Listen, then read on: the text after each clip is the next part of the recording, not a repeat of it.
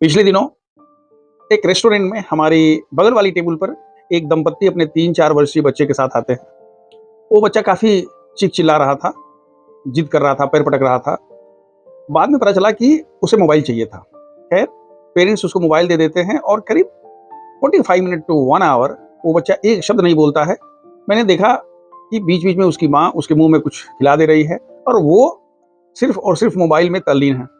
तो क्या इसको ये माना जाए कि पेरेंट्स ने बच्चों के सामने हथियार डाल दिया है, या अगर बच्चा मोबाइल का एडिक्ट हो गया है या उसके लिए जिद कर रहा है तो इसका पूरा का पूरा दोष पेरेंट्स को ही दिया जाना चाहिए?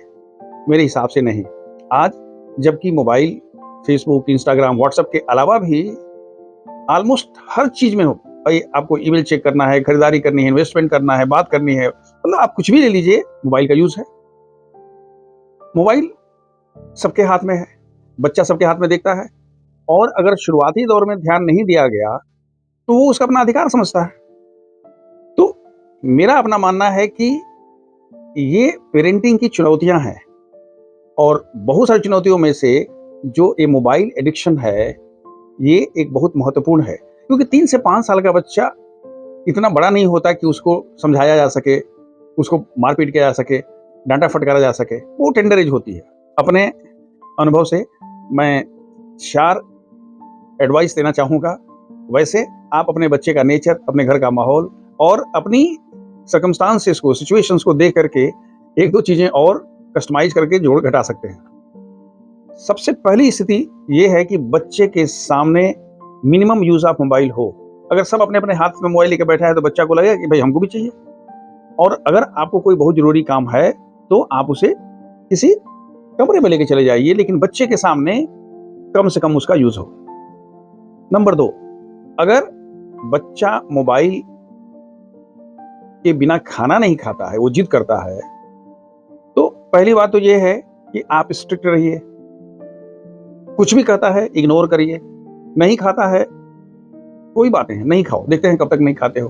हालांकि स्पेशली माँ के लिए ये उतना आसान नहीं है, लेकिन इसको कोशिश की जा सकती है कि अगर बच्चा जिद करता है कि हमको मिलेगा मोबाइल तभी खाना खाएंगे, तो आप प्रयास करिए कि हम सब जब बैठे हैं उसमें तुम भी बैठो, खाना खाओगे तो ठीक है, नहीं खाओगे तो मत खाओ। वो झक मार के खाएगा ही खाएगा। यदि वो किसी समय पढ़ाई करने से पहले, होमवर्क करने के बाद, या किसी भी स्थिति में अगर वो जिद करता है कि हमको मोबाइल चाहिए चाहिए, तो आप उसकी जिद के सामने झुकने की कोशिश नहीं करिए। थोड़ा-सा स्ट्रिक्ट रहिए, और अगर वो कुछ भी कहता है तो उसको इग्नोर करिए। उसकी हर बात का जवाब देना और उसको समझाना, उसको कन्विंस करना ज़रूरी नहीं है। और चौथी जो सबसे इम्पोर्टेंट बात है, बच्चे को बच्चा रहने दीजिए, उसको पेरेंट्स मत बनने दीजिए। आप पेरेंट्स हैं, उसको महसूस होने दीजिए और महसूस कराइए कि ये कभी-कभी नाराज़ भी हो सकते हैं, कभी-कभी नो भी कह सकते हैं, और ज़रूरत पड़ेगी तो डाँट भी सकते हैं। मतलब बच्चे को बच्चा रहने दीजिए, उसको बाप मत बनने दीजिए। और इस बात से हमेशा सजग रहिए, सेंसिटिव रहिए, सेंसिबल रहिए कि कहीं आपका बच्चा मोबाइल को लेकर के एडिक्टेड तो नहीं हो गया है। अगर हो गया है तो आपको जितना भी आपके पास ज्ञान और अनुभव है सब उसमें लगा दीजिए, नहीं तो इसका बहुत ही बुरा परिणाम होगा बच्चे की आई साइट को लेकर के, उसके सोचने समझने की शक्ति को लेकर के, कंसंट्रेशन को लेकर के। There will be number of complications. भाई बहुत से देशों में मोबाइल बैन है, वो लोग बेवकूफ नहीं है। इसलिए थोड़ा सावधानी बरतिए and take care of your child. Wish you all the best.